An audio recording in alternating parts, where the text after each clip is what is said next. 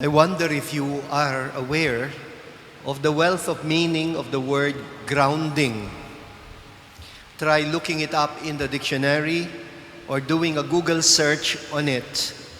You will be surprised about the many senses in which it is used. It has applications in science, in psychology, in electrical engineering, in mechanical engineering, in theology and spirituality, and many other fields of endeavor. I am inclined to believe that grounding is also what Jesus is teaching His disciples in today's gospel. In answer to their request, Lord, teach us to pray. Saint Ignatius of Loyola has his own term for grounding. He calls it the first principle and foundation of everything, what we have been created for. And it serves as the point of reference around which everything else must revolve. It is what enables us to be positively indifferent to all created things in such a way, and let me quote Ignatius, that we don't necessarily desire health rather than sickness, riches rather than poverty, honor rather than dishonor, a long rather than a short life. Saint Ignatius believes that if we are properly grounded, we will ultimately desire and choose only what is most conducive for us to the end for which God created us. St. Paul has his own term for grounding. He has found his own grounding in love.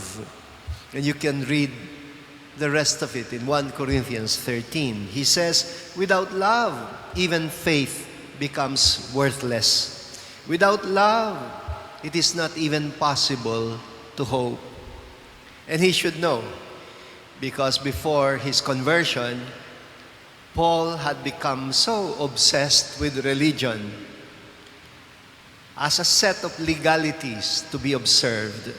And at some point, Jesus awoke him to the emptiness of it all. It's like he had to be struck down and experience a fall in order to discover a new kind of grounding. He had to be blinded in order to be able to see better. After that conversion experience, he became very quick at detecting insincerity, pretentiousness, and make-believe holiness. In short, he could call a spade a spade. And he did not even hesitate to say it directly to Peter, who is being called Cephas in our first reading, without meaning to offend, as in today's first reading. The opposite of grounding is a distracted life, a life of confusion, a kind of disorientation, which can happen to any one of us in any state of life.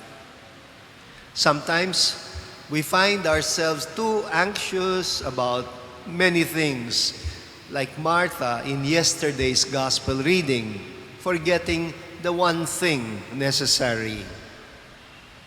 We can be like the disciples in a state of panic, unmindful of the presence in our midst of the one who could calm the storm and walk on troubled waters. We can end up running around like headless ducks, like sheep without a shepherd. Or we can behave like the priest and the Levite in the parable of the Good Samaritan, who did not even notice the victim by the wayside. Or like the rich man who splurged on luxurious food while the poor Lazarus was dying of hunger by his doorstep. We can spend our days on fruitless toil like Peter, who comes home with an empty boat.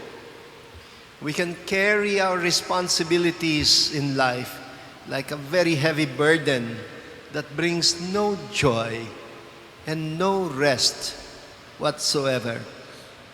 We can be like travelers with no direction, like those disciples at Emmaus, talking nonsense, drowning in disillusionment. The disciples, were drawn to Jesus because they felt peace in His company. They may have observed a kind of aura in Him whenever He came back to them from solitude of prayer. And they wanted to know how to do it themselves. Could it be about what He said or the number of words that He repeated? Could it be about His body position?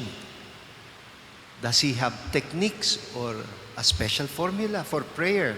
And so, they came to Him with a request, Lord, turuan mo naman kaming manalangin. Teach us to pray. What Jesus taught us was not really a prayer, but the art of grounding ourselves in God's name, in God's kingdom. And if we may add, in Matthew's version of the Lord's Prayer, in God's will. He taught them to seek their daily source of spiritual nourishment, as well as to learn to forgive and to deal with the trials of life.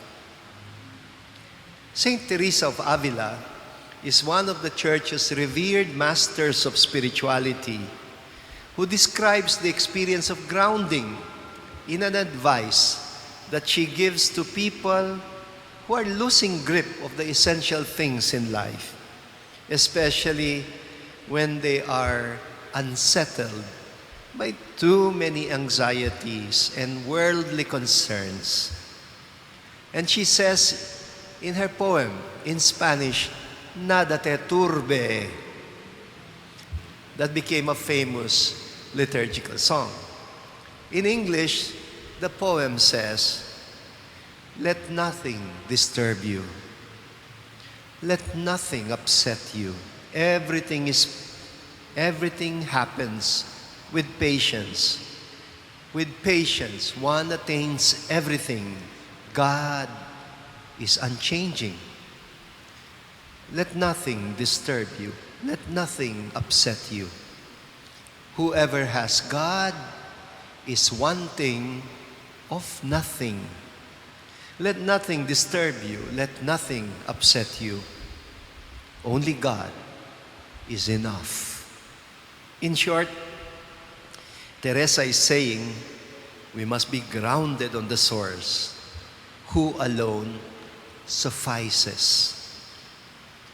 Brothers and sisters, today we honor the Blessed Mother by the title that identifies her closely with a time-tested tool for grounding, the Holy Rosary. Because the medieval monks had no way of producing enough breviaries in order to allow the poor to join them in praying the 150 psalms, they ended up inventing a bead prayer as a means of meditating with Mary, our Blessed Mother, on the joyful, on the sorrowful, and the glorious mysteries.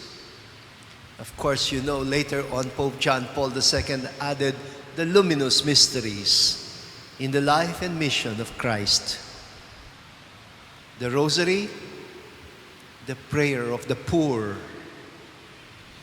And ironically, it is this humble prayer of the poor, not the liturgy of the hours, that became truly the universal prayer of the Catholic Church.